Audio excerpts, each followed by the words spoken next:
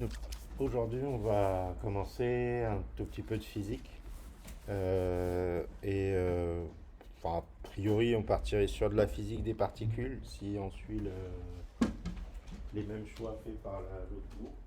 Euh, Après, on pourra, enfin, de toute manière, on n'aura pas le temps de faire beaucoup de choses. C'est une intro et puis bon, on verra au fur et à mesure qu'est-ce qu'on en fait. Euh, Donc, ce que je vais probablement démarrer avec les choses les plus simples. Donc là, il s'agit principalement de faire ce qu'on appelle du calcul numérique, c'est-à-dire prendre un peu les équations de physique et puis commencer à les approximer pour en faire des suites de calculs numériques sur ordinateur. Donc il y a des erreurs de calcul, évidemment. On choisira, pour commencer, on choisira la méthode la plus simple, quelque chose basé sur Euler. Donc c'est ce qu'on appelle l'intégration d'Euler. Donc une manière de transformer une équation différentielle de l'espace continu vers l'espace discret, au fait. Euh, non. Alors les équadifs, effectivement, vous en avez a priori pas vu du tout. Je pense pas qu'il y ait des personnes ici qui ont déjà fait des équations différentielles, hein. C'est en gros une équation qui met en balance une fonction et sa dérivée, par exemple, dans la même équation. Donc quand on a dans une équation, par exemple, une position dans l'espace et la vitesse de la chose dont on calcule la position dans la même équation, bah, on est dans une équation différentielle. Alors, euh, au lycée, vous avez fait de la physique pour certains ou certaines? Oui. Voilà. Au collège, j'imagine tout le monde un tout petit peu, mais je pense que vous n'êtes pas arrivé jusqu'à la mécanique newtonienne. Ça dépend ce qu'il y a dedans. La gravité. Somme des forces égale m. Ça vous parle ou pas? Légèrement, ça remonte. Ça remonte. Voilà, bon, des choses simples comme ça, somme des forces égale ma, utiliser équation différentielle pour savoir passer savoir mettre en relation les positions, les vitesses et l'accélération dans une même équation et essayer de prédire la position d'un point, ce qu'on appelle un mobile. Voilà, ça fait appel à plein de choses. Donc, bah, il y a les lois de Newton, d'une part, et enfin, même si on va pas attaquer tout de suite les lois de Newton, enfin, peut-être à la fin de la séance, si on avance assez vite. Euh, gravitation, gravitation universelle. Ah, c'est marqué troisième là, enfin, dans ma recherche, c'était hop, je vois troisième. Bon, peut-être vous l'avez fait en troisième. Gravitation universelle de laquelle découle en fait la constante de gravitation sur Terre. Je tombe pas sur la bonne page là. Pourquoi je tombe sur l'histoire de gravitation? Voilà. Où est-ce qu'elle est l'équation? Un truc dans ce genre-là. Mais je vois pas la bonne forme avec A par rapport à et B par rapport à A. Top, top, top, top, top.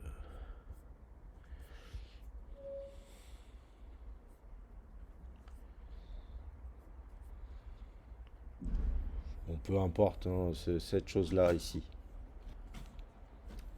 Alors, donc là, cette loi nous permet de calculer la force d'attraction de A par rapport à B, A et B étant des corps célestes, disons, donc des corps dans l'espace, et la gravitation universelle, la loi de la gravitation universelle calcule cette force de cette manière-là, sachant que voilà, Newton, c'est quelque chose qui fonctionne plutôt bien pour prédire la position des astres, etc. Euh, Là où ça fonctionne plus, c'est quand il y a des trous noirs, ou pour prédire l'existence même d'un trou noir, là il faut passer à la mise à jour proposée par Einstein, voilà, la loi de la relativité générale. Mais bon, ça nous suffira largement, Newton. Et qu'est-ce qu'il y a d'autre? Donc oui, après, bon, quand on connaît les forces, on sait appliquer la deuxième loi de Newton qui dit en gros que la somme des forces égale à ma, m masse fois accélération. Et dès qu'on a déduit l'accélération, bah, on se met à étudier la cinématique d'un point. Cinématique du point, je pense que ça va. Bon, effectivement, là, c'est programme de terminale. Je crois qu'à mon époque, c'était au collège, ça. Mais bon, ça fait très longtemps. La cinématique du point, en gros, c'est comment trouver la position par rapport à la vitesse par rapport à l'accélération, etc.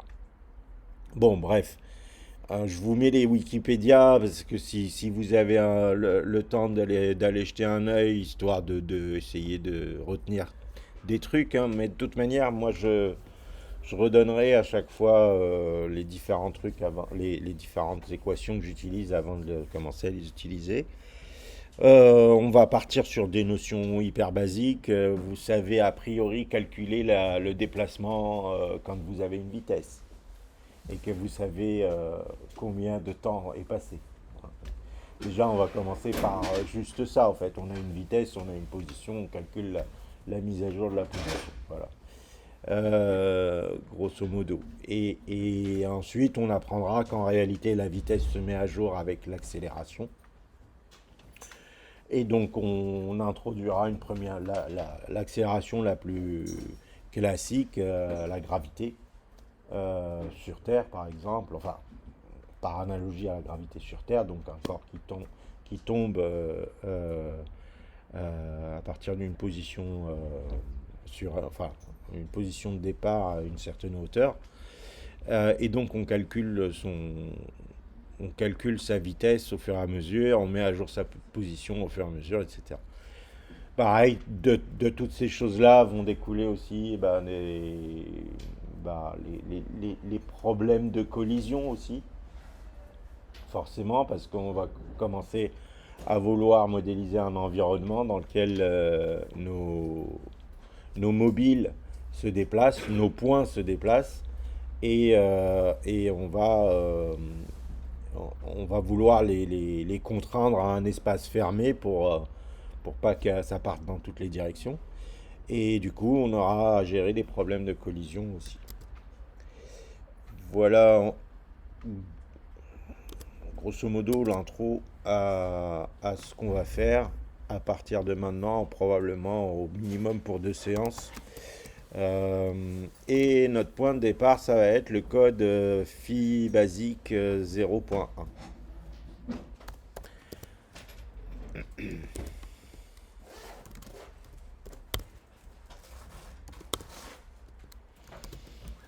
Donc ce code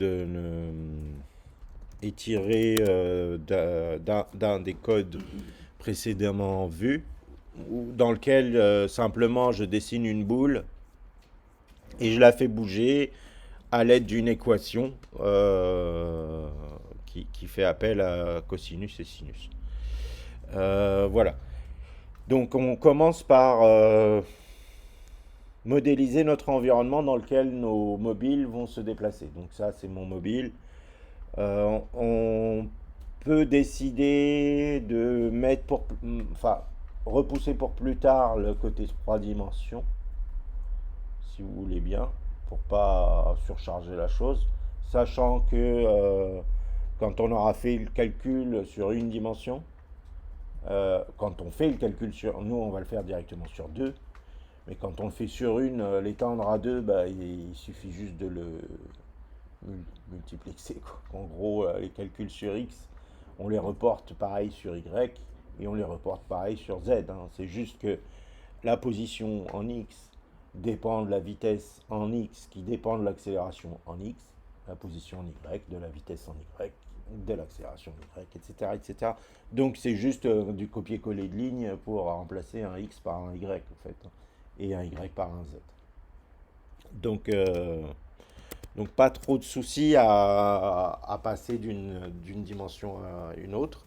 Et donc je vous propose de faire passer d'abord le programme qui est là en 2D. Comme ça au moins on verra au moins une fois un vrai usage de la matrice de projection orthogonale. Donc on fait passer notre espace en 2D, on détermine quelles sont ses limites pour la suite de la simulation et on commence à réfléchir à comment modéliser un mobile, comment gérer sa création, comment gérer sa mise à jour, comment gérer son dessin. Et, euh, et donc se faire une bibliothèque de mobiles, c'est-à-dire de points qui bougent dans l'espace. Est-ce que vous avez des questions? Non?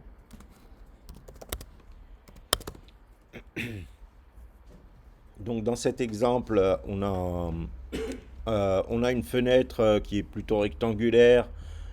Pour la suite, je vais simplifier et passer à une fenêtre carrée. Je vais cloisonner l'espace entre -1 et +1. Donc, j'ai dans ce code-là la gestion d'une matrice de modélisation, une matrice de vue, une matrice de projection. J'ai un frustum. Frustum, donc, c'est, pour rappel, c'est la projection en perspective. Où est-ce qu'il est mon OpenGL? Voilà, il est là. Le frustum, donc, pour rappel, c'est la projection en perspective qui est là. Si votre babale, elle est toute devant, elle va paraître donc plus ou moins à la taille que vous la voyez là. Mais si elle est toute derrière, et ben en arrivant ici, elle va être écrasée et rapetissée et vous la verrez toute petite. Donc ça, c'est parce que on est en train de simuler une vue tridimensionnelle de l'espace. Et ça, bon, bah, pour faire de la 2D, c'est pas utile. Par contre, donc pour faire de la 2D, on va préférer donc une projection orthogonale, donc avec la fonction ortho, qui va faire en sorte que la taille de vos objets n'est pas réduite, n'est pas déformée par la perspective. Et donc, il n'y aura pas de notion de loin ou de près. Donc, le Z n'aura aucune importance dans notre modèle. On le mettra à 0 pour tout le monde, enfin toutes les balles, tous les mobiles. Donc ici, peut-être avant de modifier le frostum, je vous refais un petit calcul peut-être pour que vous puissiez voir cet aspect éloignement égal rapetisser l'objet. Donc l'objet qu'on a, donc c'est une boule qui oscille de gauche à droite à l'aide de simplement une fonction périodique, donc sinus.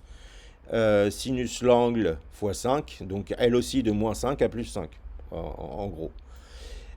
Si je lui dis d'osciller de -3 à +3 en Z, alors en utilisant pour le coup la complémentaire d'un sinus, le cosinus de l'angle. Alors je peux mettre aussi sinus, mais ce qui est marrant, c'est que quand vous mettez, juste pour vous montrer que quand vous mettez un sinus pour du coup les X ici et un cosinus pour les Z, vous allez avoir une sorte de mouvement circulaire plutôt elliptique ici, hein, une ellipse qui fait d'un côté un rayon de 5 et de l'autre un rayon de 3.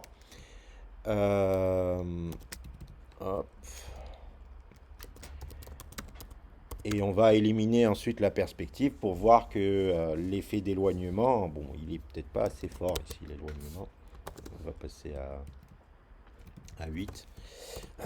L'effet d'éloignement, effectivement, on le voit bien. Et on voit bien la boule rapetisser. Donc, notre boule enfin, à l'avenir, en tout cas pour aujourd'hui, n'aura pas vraiment de Z. Donc on lui mettra un Z à 0. Et on veut juste checker que ben, on change de matrice correctement. Donc là, je remplace simplement Frustum F par Ortho F. Alors, la grande majorité des valeurs, je ne les change pas. Ce que je change réellement, c'est le NIR, parce que dans une matrice orthogonale, je peux démarrer le NIR à 0, c'est-à-dire coller sur mes yeux.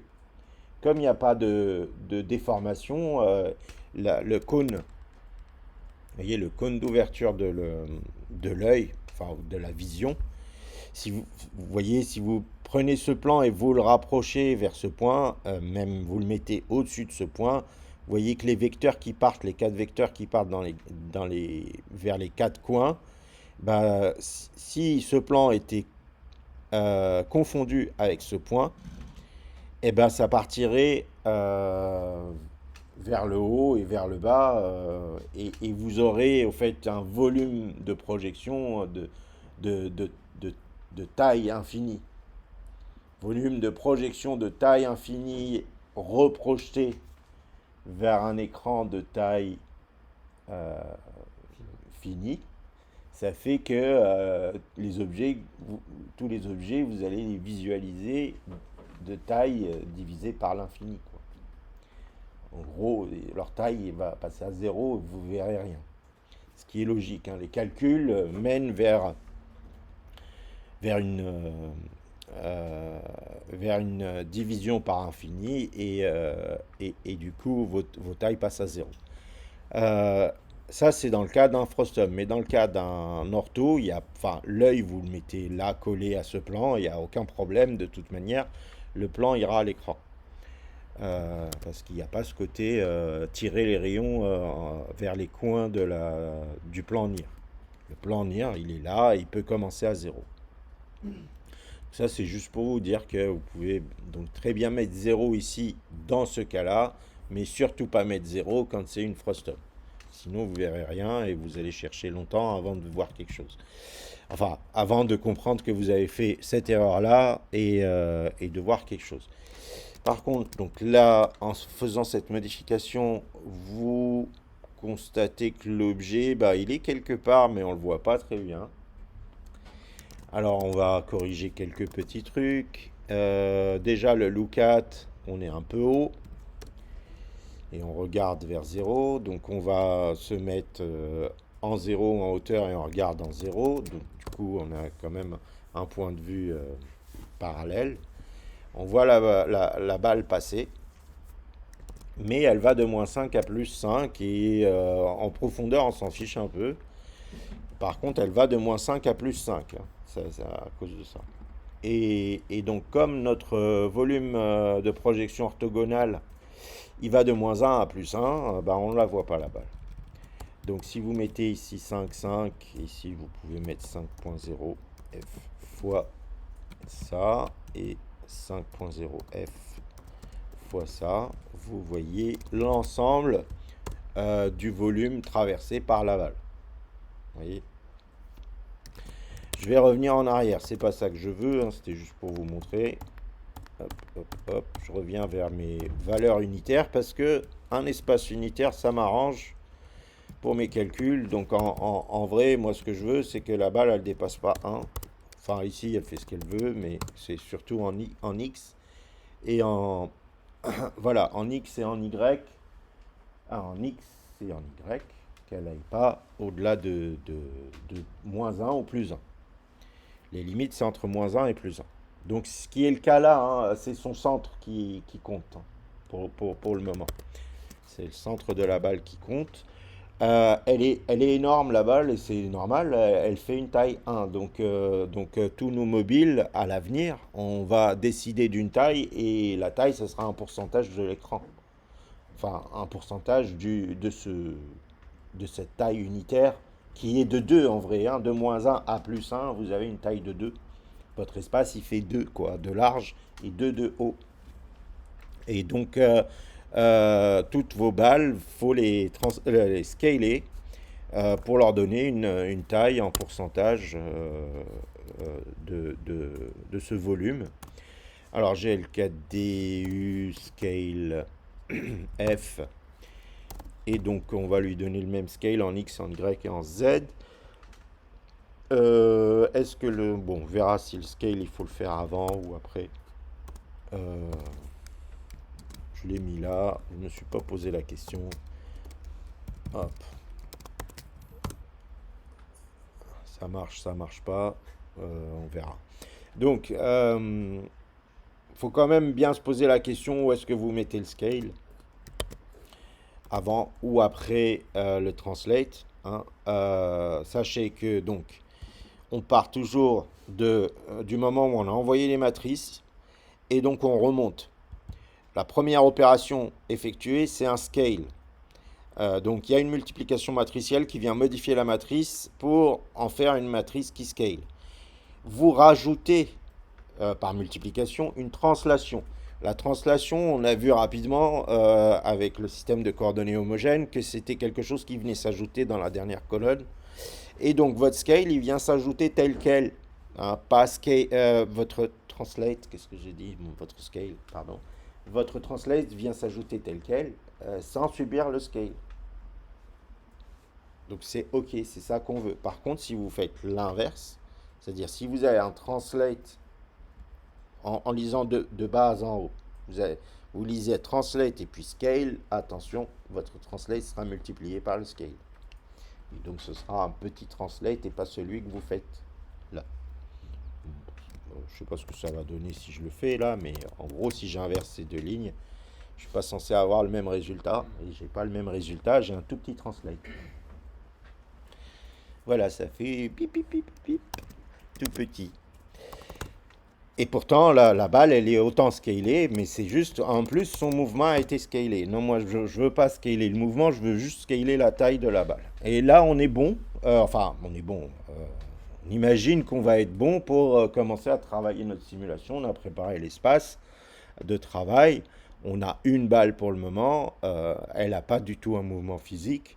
Elle a juste un mouvement pour voir si ça marche. Et on va commencer à réfléchir à comment modéliser une balle, deux balles, enfin une balle dans cet espace-là. Ok. Je touche pas à grand-chose pour le moment ici. Je pense que je laisse comme ça. Et on va attaquer donc le côté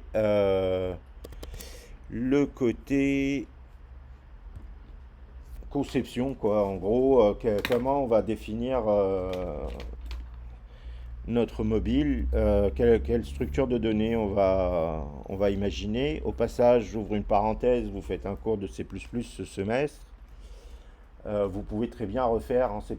On peut aussi le faire en C++. Mais, enfin, bon, on va commencer en C, je pense. Mais on peut éventuellement, à un moment, je peux vous fournir une version C++ où on fait ensemble la version C++. Sachant que ça s'y prête bien là pour le coup, parce que voilà, on a des objets. Les balles, c'est des objets, ils bougent, chaque objet bouge selon ses règles et interagit avec son environnement, éventuellement interagit avec les autres objets. Donc c'est parfait enfin, comme application au paradigme de programmation objet. Vous avez Sven. Je pense qu'il vous proposera des projets qui vont un peu dans ce sens-là aussi. C'est-à-dire des particules qui interagissent entre elles, des simulations comme ça, un peu physiques, un peu comportementales. Bon, bref. Mon espace, il est donc comme ça. Je l'imagine comme ça. J'ai ma particule ou ma balle qui est donc un objet qui est là. Cette balle, elle possède une position. Alors, parfois, la position, on met un petit point dessus. Vous voyez, vous savez qu'un vecteur, on met une flèche par-dessus, une position. ou un vecteur, bah, c'est pas des scalaires. Euh, je traduis. Le mot scalaire veut dire nombre en gros, quantité numérique. Euh, quand on parle d'un vecteur, on est dans un autre espace de dimension supérieure et on parle de vecteur. Donc dans l'espace vectoriel, les scalaires existent. Par exemple, quand vous faites un produit scalaire entre deux vecteurs, ça produit un nombre. Donc c'est une opération qui produit quelque chose qui n'est pas un vecteur. C'est une opération entre deux vecteurs qui produit un nombre. On appelle ça un scalaire à ce moment-là. Voilà. Un réel dans des opérations entre les réels, on dit bah, un réel, un nombre, on ne va pas utiliser un gros mot. Voilà, mais dans les espaces vectoriels, on utilise le gros mot scalaire. Voilà en gros. Et un point vecteur, c'est la même chose pour moi. Ça n'a pas le même sens d'utilisation, mais structurellement, c'est la même chose. C'est la même struct, c'est la même classe d'objets, un point ou un vecteur, pareil. Donc, juste pour parfois, voilà, pour la notation, sachez que parfois je vais mettre ce point-là pour juste dire que c'est quelque chose qui est multidimensionnel. Donc, une position, euh, pour le moment, donc c'est un x et un y, et une vitesse, c'est un x et un y. Et une accélération, c'est un x et un y. Hein, la question que je vous pose maintenant, c'est comment vous voulez qu'on fasse la structure. Est-ce que vous préférez qu'on dise, ok, mon mobile M, il possède le triplet position, enfin, ou le doublé plutôt position vitesse, on va pas lui mettre, ça, enfin, c'est pas très utile de lui mettre une accélération qui soit rattachée à lui directement, vu qu'on utilisera la même accélération pour tout le monde. On utilisera la gravité, et donc ça n'a pas besoin de rajouter dans la structure une accélération. Mais disons, voilà, mon mobile M, c'est une position à un vecteur vitesse, dans lesquels ensuite on trouve x, y, ou est-ce que vous préférez qu'on fasse un mobile M, c'est un px, py, vx, vy, ou je fais des structs de structs, quoi.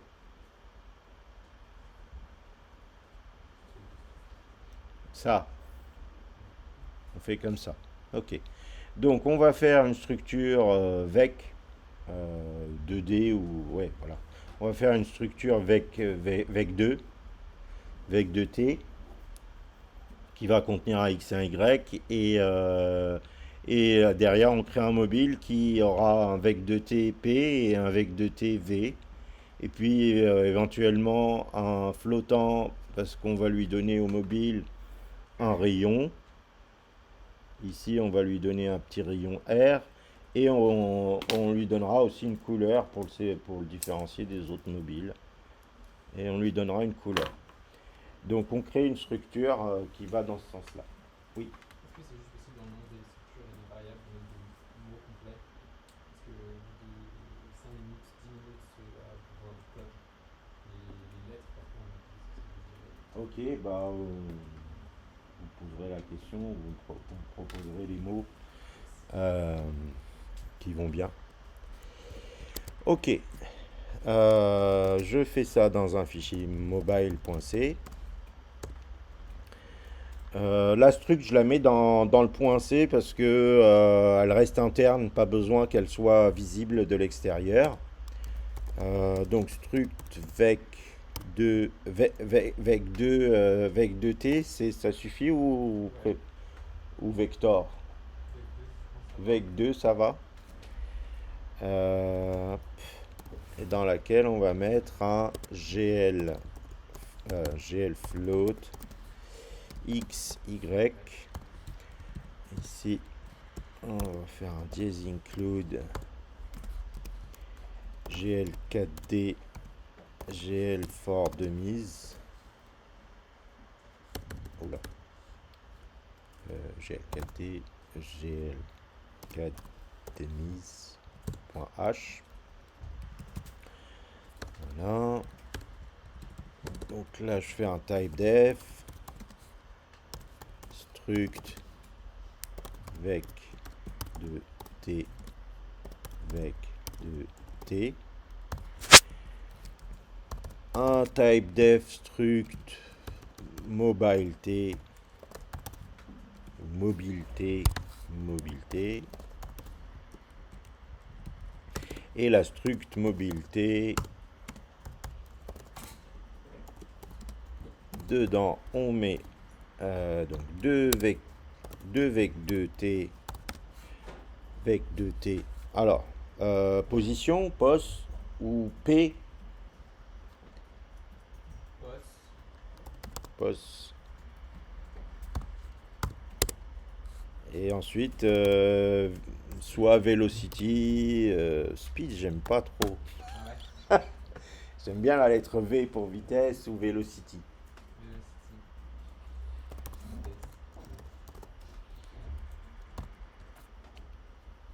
Ou veloc, enfin bon, c'est ok. Donc, et puis on a dit aussi un rayon, GL float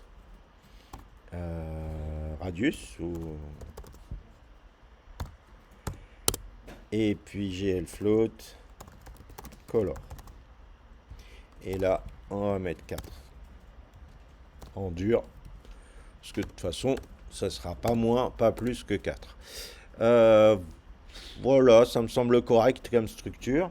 Il faut donc des machins qui sont de ce type-là. Mobile T, donc mes mobiles. Pardon. Mes mobiles, c'est un pointeur. Et je le mets à nul. Et static int nb mobiles égale à 0. Et je crée une fonction void init, non, mobile init,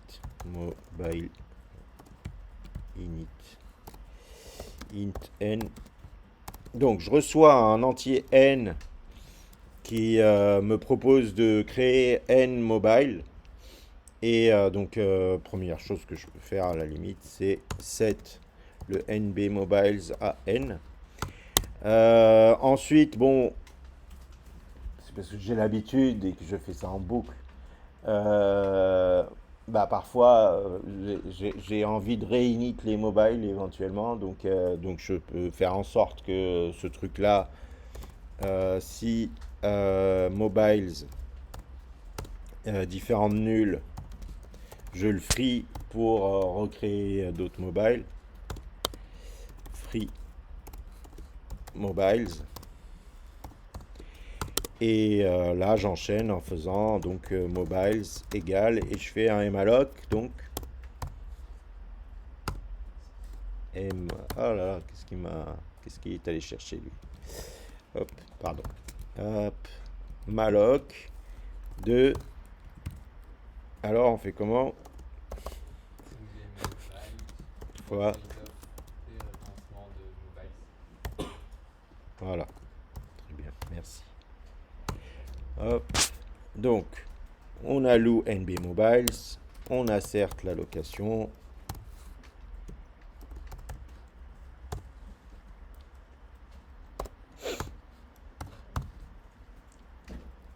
Pourquoi c'est 1?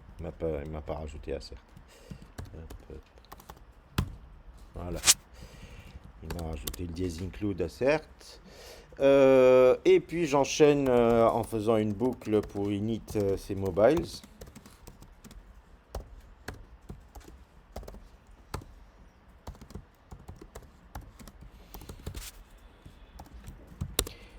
Et donc chacun mobile de i va recevoir une position x. Et Dans GL Fort de Mise, dans la sous-bibliothèque M pour mathématiques, vous avez une toute petite collection de fonctions qui fabriquent du random, uniforme ou gaussien, entre 0 ou 1 et ou entre moins un et un. Donc quand vous avez un S, ça veut dire signé, entre moins un et un. Et quand vous avez juste U sans le S, c'est non signé entre 0 et un. Et là, par exemple, on aimerait que tous les mobiles se settent entre moins un et un au hasard. Voilà. Donc on met juste ça. Alors, on peut le refaire avec juste la fonction rand de la libc, de la stdlib. C'est juste la flemme de mettre la formule. Le Y, oui.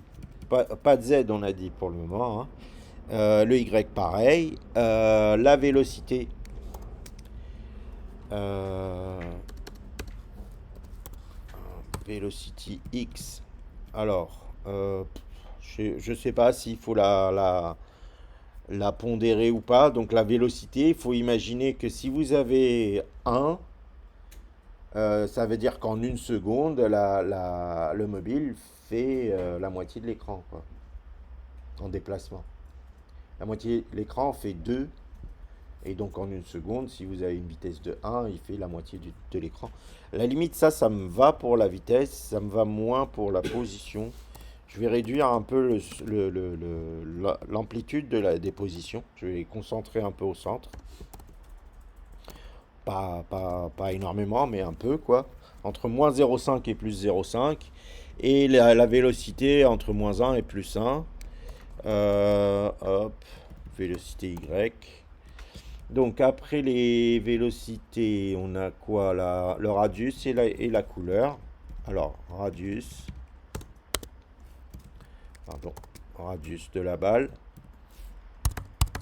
Du mobile. Radius. Là, on mettra forcément un radius positif. Donc, urand. Forcément un radius qui minimum est de 1% de l'écran. Plus maximum, plus, je sais pas, plus 5% de l'écran, donc de 1 à 6, à peu près. Ça fait donc une balle qui va de 1 à 6% de l'écran. Pour les couleurs, une valeur positive entre 0 et 1 pour chacune des composantes. Alors, color de 0, urand, color de 1, color de 2, color de 3. Sauf que color de 3, c'est l'alpha, et on le met à 1. On n'utilise toujours pas l'alpha, hein. Mais bon, pour un futur proche, où on utiliserait l'alpha. Bon, ça a l'air ok. Une fonction init qui fait malloc, donc une fonction free qui fait free. Mobile, bah, on fait dans l'ordre, comme ça vous prenez les bonnes habitudes. Mobile free qui demande est-ce que mobile différent de nul free mobiles, et derrière, hein, quel que soit le truc, on va de toute manière mettre un nul ou remettre un nul et une bmobiles à 0 dans tous les cas. Hop, on est ok sur init et sur free. Maintenant, on va s'occuper de la fonction mobile. Alors, si simulation, step, enfin, je sais pas, comme vous voulez. Une étape de simulation. Process. Process. comme dans Godot. Parfait, ça me va. Mobile process. Alors, pour les besoins du câblage avec GL4D, c'est on va pas introduire le delta temps comme paramètre de la fonction, on va le calculer dedans. Parce qu'on a besoin d'avoir une fonction qui prend void comme paramètre pour la mettre dans l'appel idle de la gestion de la fenêtre. Le idle de la gestion de fenêtre n'envoie pas de paramètres, donc il vaut mieux avoir ce prototype-là. Donc ici, on a d'abord besoin de récupérer le temps. Alors je vais aller enlever le bloc temps ici. Hop. Bon, ça génère des erreurs, mais je l'enlève pour le déménager là. C'est ici que je vais en avoir besoin. Donc le temps, il rentre en ligne de compte quand vous faites de la simulation en général, et il rentre en ligne de compte pour vous éviter d'être dépendant du FPS aussi. Hein.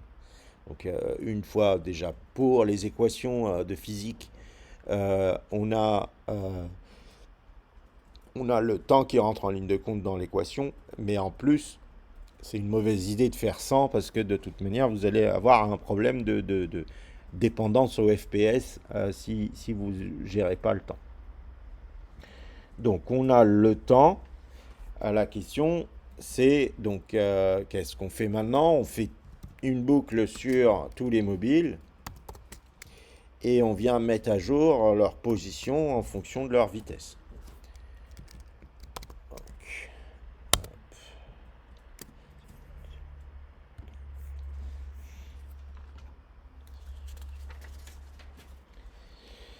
Alors, vous vous souvenez pas de la formule. Quand vous vous souvenez pas d'une formule, essayez de vous souvenir de l'unité. On est en train de parler de vitesse. Donc une vitesse, c'est par exemple... Très bien. Mais même si vous avez oublié mètres secondes, généralement, vous savez à combien roule une voiture. Voilà, les kilomètres heure. Et donc, vous comprenez que kilomètres, c'est des distances. L'heure, c'est du temps. Voilà, c'est distance sur temps. Donc, vous avez oublié une formule. Hein, vous vous souvenez comme ça qu'une vitesse, c'est une distance sur du temps. Bon, nous, la distance, c'est la variation de la distance. On simplifie vraiment au max les trucs. Variation de la distance. Donc, dist. Bah, du coup, sur variation du temps.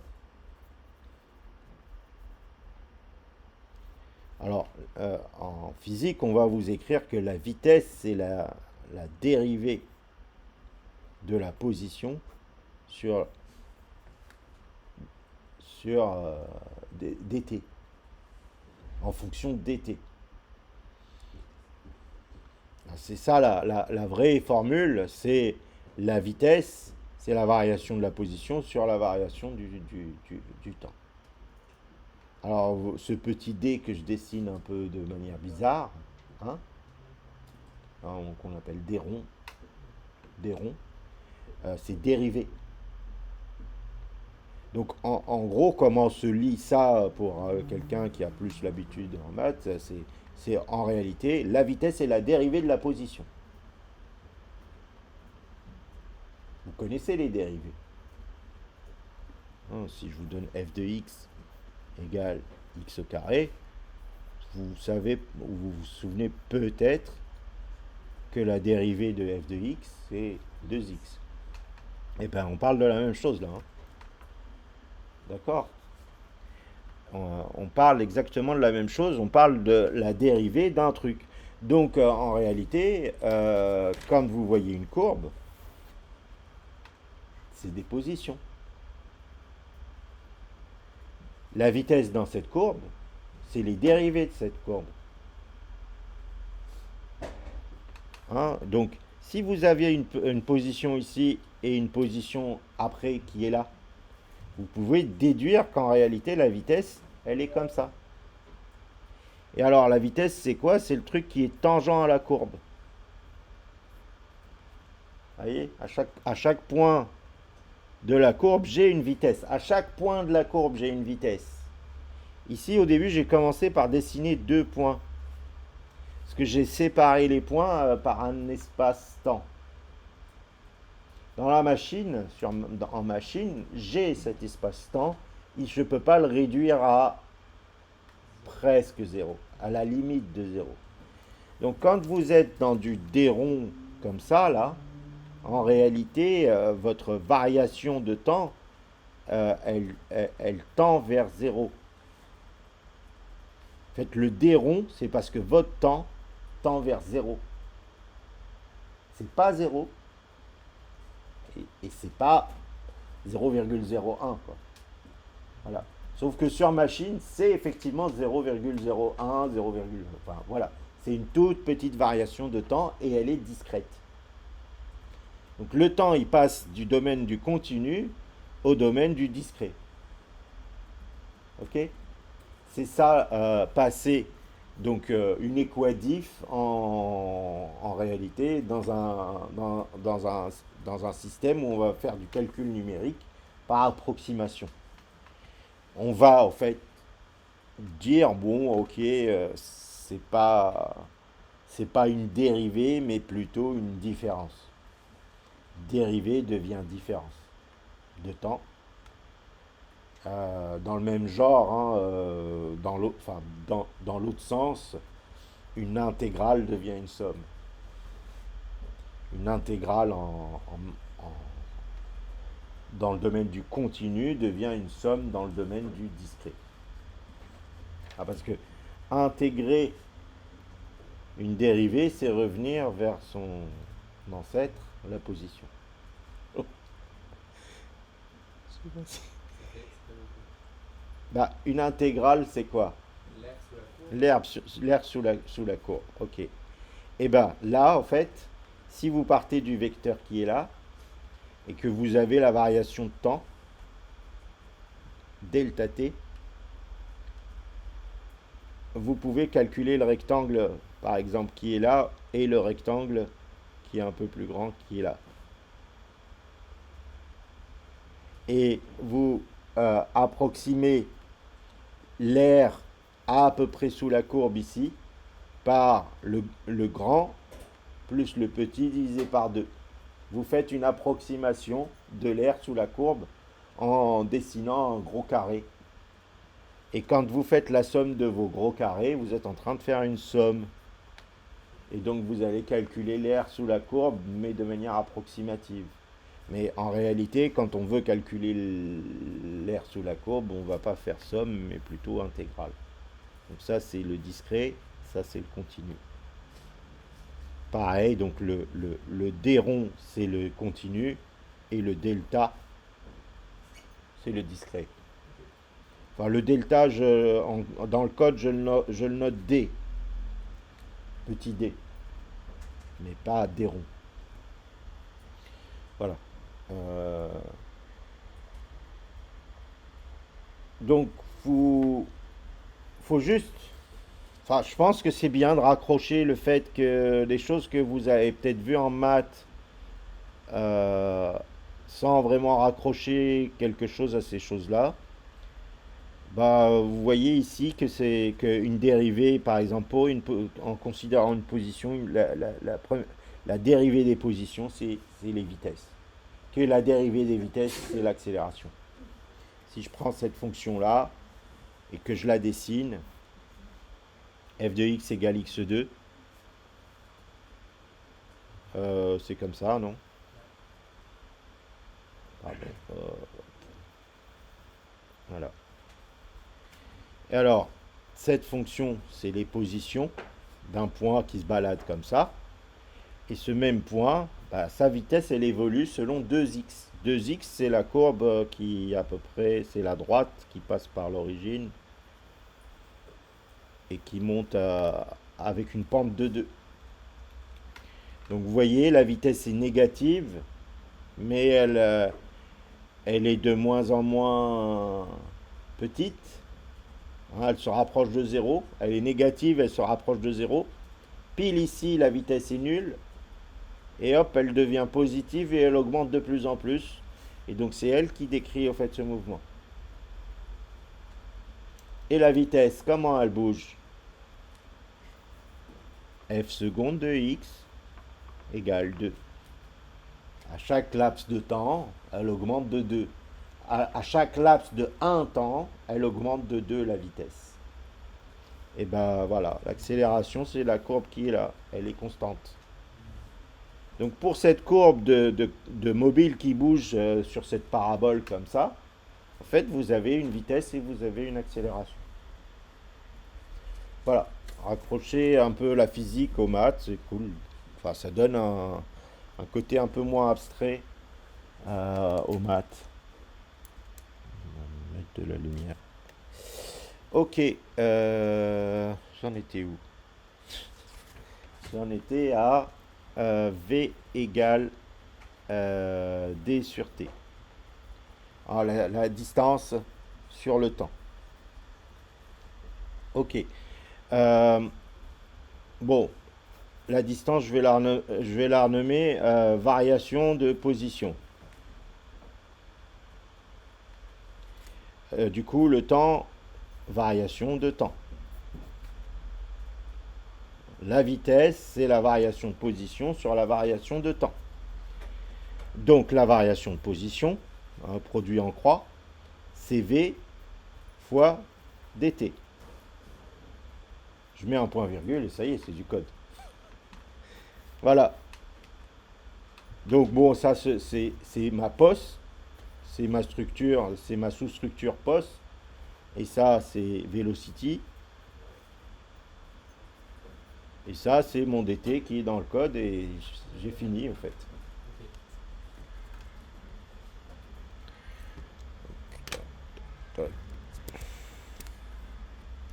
Donc pour chaque mobile, je fais mobile de i point pos point x plus égal, donc variation de pos c'est plus égal, mobile velocity point x fois dt.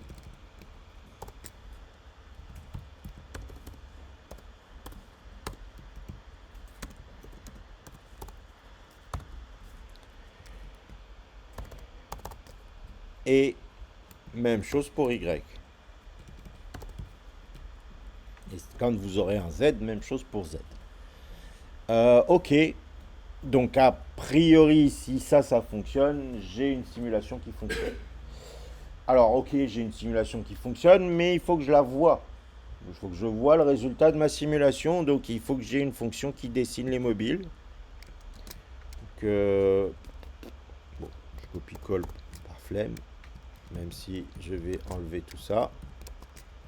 Hop, mobile draw. Alors, pour dessiner un mobile, il me faudrait le shader, le PID du shader. Et il me faudrait l'objet pour dessiner les mobiles. Tous les mobiles que je vais dessiner vont être basés sur ma boule, ma sphère.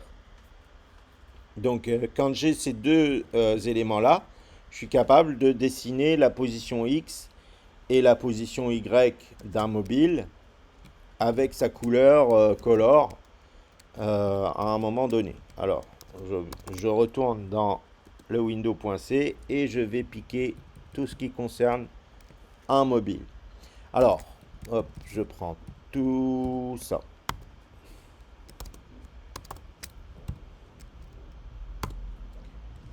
Mobile.c, je colle ça ici. Alors, je laisse juste le bind matrix model à l'extérieur du for. Tout le reste, je le mets dans le for. Alors, j'ai beaucoup de rouge parce qu'il n'y a pas... je sais pas ce qui manque là. C'est quoi qui manque? les GL4DU et GL4DG. Je sais pas pourquoi ils me rajoutent des trucs avec des guillemets, j'aime pas la... J'aimerais bien qu'ils me la rajoutent comme ça, mais bon. GL4DG, GL4DU. 4DG, GL4DU.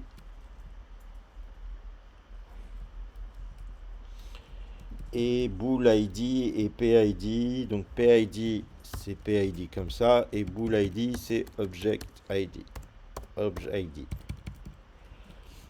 La couleur. Donc, pardon. Ok. La translation à laquelle je dessine l'objet, bah, c'est la position X et Y de l'objet. Le Z, je le mets à 0. Le Z, je le mets d'office à 0. Le X, c'est lui. Et le Y, c'est l'autre. Le X. Et le Y, c'est Y. Voilà. Hop, hop. Comme ça, au moins, c'est fini. Le scale, bah, c'est le radius du mobile.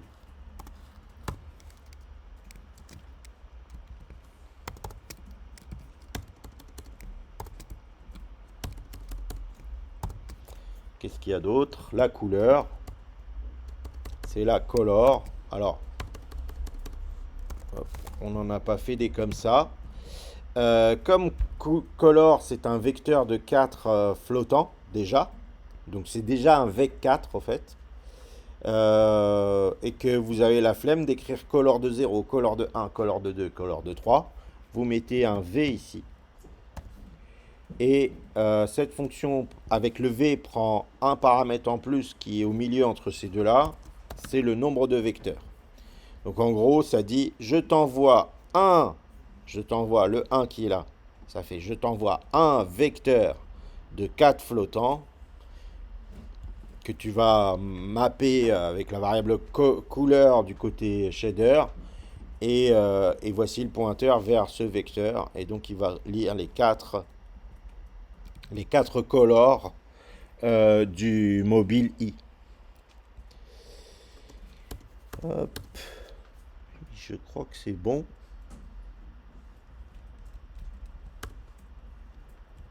Je crois que c'est bon. Ok. Maintenant, il faut juste un point H pour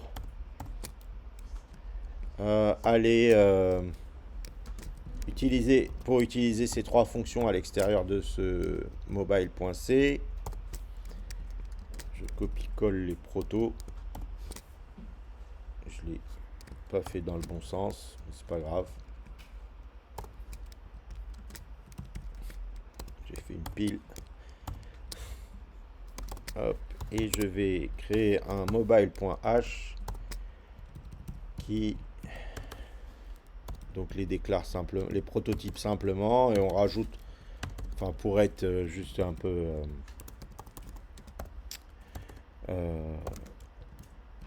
pour être ok pour n'importe quelle plateforme sur laquelle on compile, on rajoute externe qui est par défaut, hein, mais pas tout le temps, pas sûr dans tous les compilos.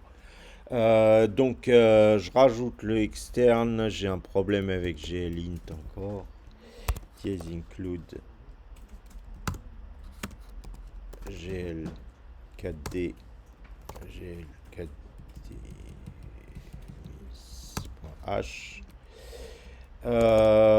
Les petits trucs habituels, si vous voulez éviter les doubles inclusions, if and def, vous mettez mobile h dièse define mobile h dièse diff.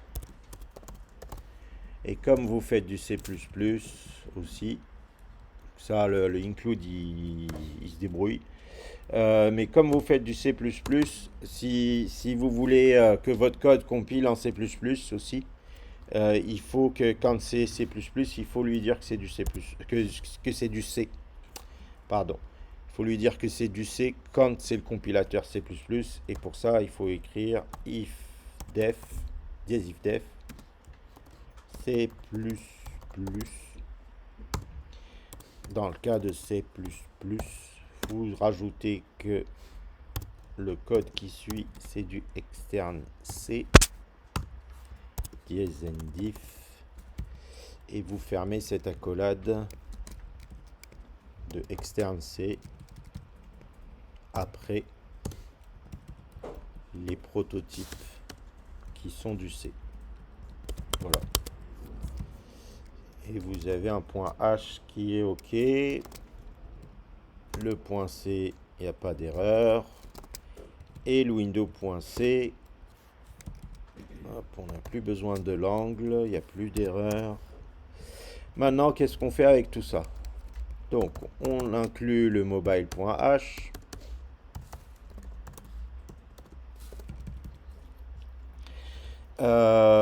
À l'init, on appelle mobile init. Une centaine de mobiles, ça devrait faire l'affaire. À l'init, on crée une centaine de mobiles. Du coup, au free, au kit, on mobile free. Voilà. Et au draw, on mobile draw. Au draw, on mobile draw. Donc, il a besoin de PID et de bool ID. Voilà. Et il manque un truc. La simulation. Alors, vous pouvez simuler vous pouvez appeler la simulation avant de commencer à dessiner, donc tout en haut de la fonction draw. Mais vous pouvez aussi utiliser ce qui est prévu pour, hein, c'est-à-dire la idle func, GL4D UW idle func, et vous lui passez le nom de la fonction mobile process. Et on est bon. Et on croise les doigts. Et ça marche pas. Et c'est logique parce qu'on n'a pas compilé mobile.c. Et on en profite pour ajouter dans headers mobile.h. Ça c'est pour que le TGZ il l'oublie pas surtout. Hein, quand vous faites make dist. Mobile.c. Oula. Qu'est-ce que... Hein, j'ai fait un combo de touches. Toc, toc, ok. Voilà. Youpi! Recommence. Tout le monde n'a pas vu. J'ai vu des têtes se lever. Cool. On a quelque chose qui marchouille. Hein,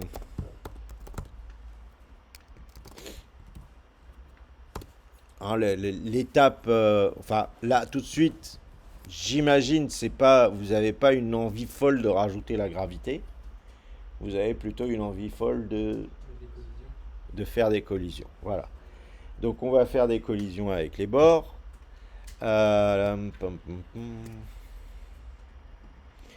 Donc notre espace il est clos. On aimerait que la balle, quand elle sort à gauche ou à droite, elle collisionne et qu'elle rebondisse. Remarquez que donc on est en train de parler donc gauche ou droite, on est en train de parler de l'axe des X. Donc qu'est-ce qui se passe quand il y a collision à gauche? C'est plutôt facile. Vous avez inversé le vecteur vitesse en X, inversion de X, de Vx, hein, de la composante X de la vitesse. Et c'est la même chose que vous faites là. Hein. Toc, toc. Vous avez pareil, inversé Vx. Exactement pareil. Juste vous mettez un moins de la vitesse. Quoi. Vitesse égale moins de la vitesse en X. Et pareil là, vous avez fait un vitesse égale moins de la vitesse en Y.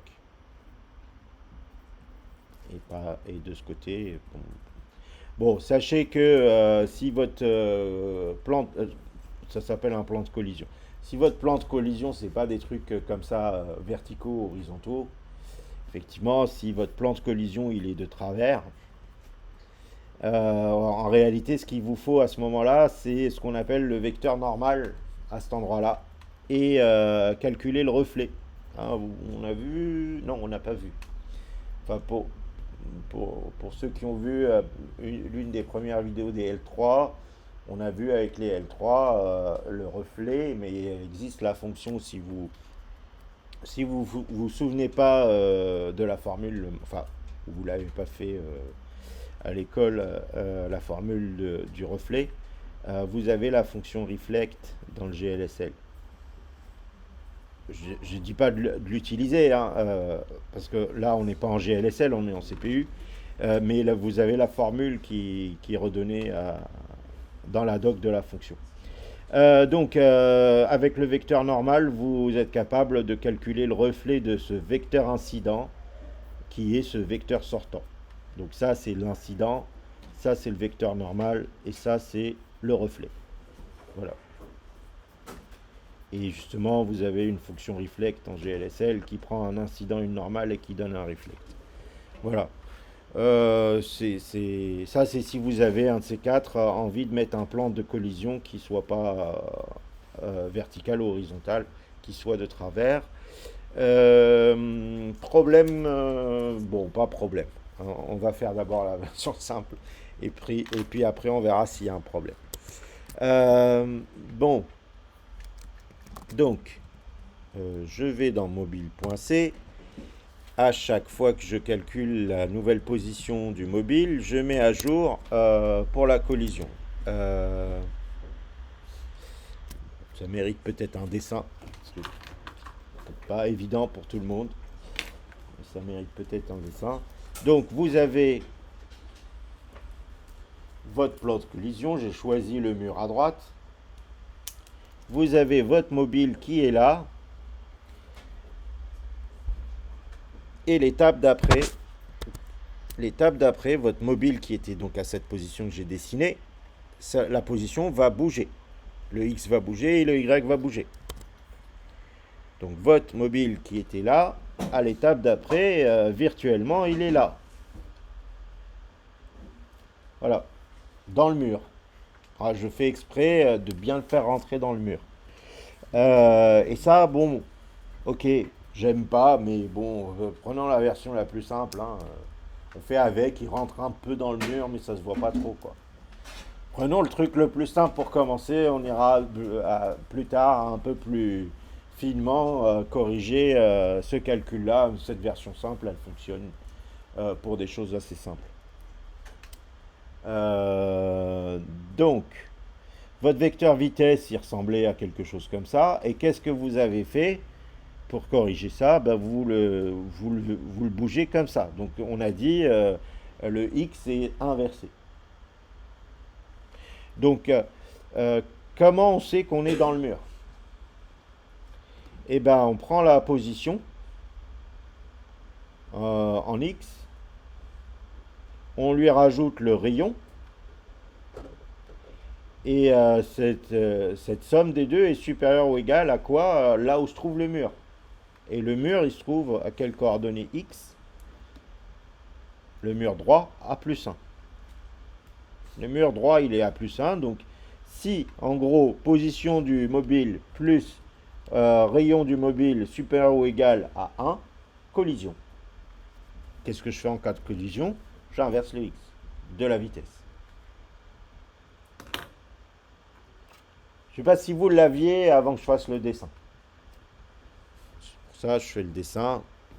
Ça, vous voyez que ça ne sort pas de nulle part. Donc ici, if quoi? Mobile de i point pos x plus mobile de i point radius supérieur ou égal à 1.0 f, alors je lui inverse sa vitesse en x. Velocity.x égale moins velocity.x. Voilà. Ça, c'est si j'ai dépassé le bord droit. Et si je dépasse le bord gauche, tout pareil. Bon, ben, j'ai qu'à le mettre ici alors. Je fais la même chose dans les deux cas. Donc, si c'est ça, si. Bon, peut-être il est ouais, plus logique de faire. Si c'est bord gauche, alors le bord gauche, attention, inférieur ou égal à moins 1. Mais attention aussi, enlever le radius. Hein, dans l'autre direction, de l'autre côté, hein, ici on ajoute le radius, on le rajoute, hein, il vient s'ajouter en plus R, pardon, plus le radius pour voir s'il touche le bord. Mais de ce côté-là, c'est le mobile est là et on vient dans ce sens-là enlever le radius. D'accord? Pour voir s'il touche le bord.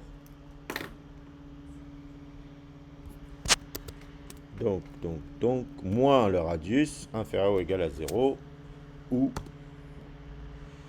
plus le radius supérieur ou égal inférieur ou égal à moins 1, ou plus le radius supérieur ou égal à 1. Dans ce cas-là, inverser la vélocité en x.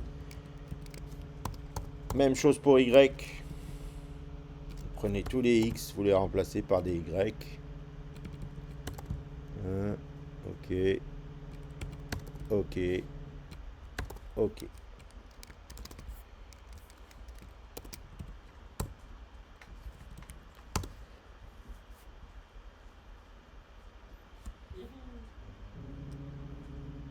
Et voilà. Donc, on va observer peut-être. Alors, je vais modifier légèrement la taille de la fenêtre pour pouvoir tout voir. Je vais passer à 600 par 600.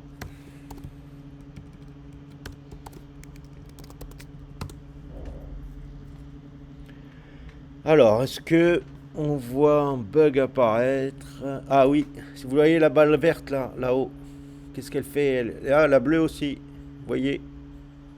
Ah, elle a lâché la bleue. Elle était accrochée comme si le... Hop, la verte aussi, elle vient de lâcher. Le fameux bug de Pong, premier du nom. Il avait ce bug-là? Oui, quand dans la raquette, la balle, elle faisait des allers-retours comme ça, comme si elle était électrisée par la balle, ou enfin, ça faisait un truc bizarre, mais c'est un bug. Donc, bon, bah, ça veut dire qu'ils sont pas allés plus loin que ça à l'époque. On va corriger ce premier bug, je vais vous l'expliquer. Il est plutôt facile et ça aide à comprendre les notions de temps. On terminera probablement là-dessus. Donc, je grossis le trait. Hein. Voici le mur droit. Le mobile, je grossis vraiment, vraiment, vraiment le trait. Le mobile, il est là. Son vecteur vitesse, sa vélocité, elle est là. Ok. On va prendre comme unité de temps la seconde. Comme si en une seconde, il va faire ça. Ok. Donc en une seconde, il serait là. Ça, c'est si c'est une seconde. Maintenant, imaginez. Donc, la machine, elle fait des calculs et généralement, elle arrive à toutes les secondes à fabriquer une image. On est sur une machine très lente, hein. Mais on grossit exprès le trait. Il se trouve que pour la prochaine frame, la machine, elle a reçu un ping réseau, elle a eu n'importe quel truc qui l'a un peu plus surmené que d'habitude. Ah, c'est important de comprendre ça. Donc elle a été un peu plus surmenée que d'habitude et au lieu d'une seconde, elle a mis 2 secondes à faire le calcul. Donc le delta temps est passé de 1 à 2. Et à ce moment-là, au fait, comme le déplacement c'est la vitesse fois le temps, bah, c'est plus Donc la vitesse fois 1, mais la vitesse fois 2. Et donc le vecteur vitesse, il est 2 fois plus gros. Et donc la balle, elle se retrouve bien dans le mur. Donc, frame X, elle est là. Frame X plus 1, elle est là. Maintenant, frame X plus 2, qu'est-ce que vous avez fait quand vous avez constaté qu'elle était dans le mur? Vous avez inversé le vecteur vitesse. Sauf que là, la machine, ouf, elle a fini son truc à la bourre, là, et elle vous redonne de la ressource pour une image par seconde. Donc, il n'y a qu'une seconde qui passe, et la balle, effectivement, se retrouve pile là. Que fait le code, hein, bêtement, qu'on a écrit? Le code qu'on a écrit, il a dit, si tu es en collision, inverse le vecteur vitesse. Et bim, je me mets à inverser le vecteur vitesse alors qu'il était bien, il était en train de me sortir du mur. Et je me mets à re-rentrer dans le mur. Et c'est comme ça que je me retrouve dans un ping-pong comme ça, jusqu'au jour où arrive de nouveau ce petit coup de bourre qui me fait sortir. Voilà, c'est ça qui est arrivé aux 2 balles qui étaient coincées en haut. Elles étaient coincées en attendant ce delta temps un peu plus long que les autres. Celui qui les a faites bien rentrer dans le mur, bah, un autre qui les fait bien ressortir du mur. Sinon, elles peuvent, ad vitam aeternam, rester là, quoi. On avait codé un pont en Google avec monsieur l'ingénieur du pont. Et la façon dont on avait réglé ça, il me semble, c'était en hard-codant la direction du. Ah ouais? Non? On avait 4 ifs du coup. Alors, Ah, c'est possible, hein. C'est un peu ça, hein, la solution. Un peu. C'est-à-dire que nous, ce qu'on va faire, c'est par rapport au mur gauche, du coup. Alors, mur gauche, qu'est-ce qui nous fait sortir du mur gauche? Une vitesse. Non. Qu'est-ce qui nous fait. Ouais, qu'est-ce qui nous fait sortir du mur gauche? Une vitesse positive. Donc, c'est la vitesse négative qu'on veut inverser. La positive, elle nous fait sortir. Donc, c'est la négative qu'on aimerait inverser. Là, on parle de quel est le cas d'inversion. On aimerait inverser la négative. Donc, si mur gauche est vitesse négative, alors l'inverser. Si mur gauche, ça c'est mur gauche, et alors vitesse en x négative, oula, qu'est-ce que j'ai fait? Vitesse en x et velocity x négative. Alors l'inverser. Et dans l'autre cas, si mur droit et velocity positive, l'inverser.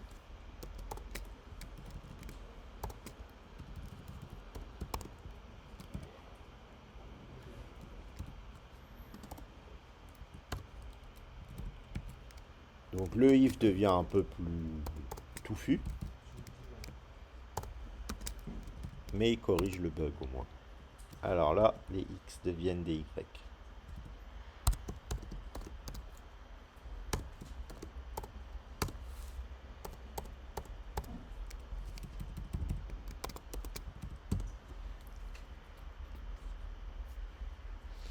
On laisse tourner 5 minutes, hein, ça fera une mini preuve que ça marche. Ah, j'ai l'impression d'avoir eu une balle à sortir, mais non. Elle est fatiguée. Bon, voilà, on termine là-dessus. Merci.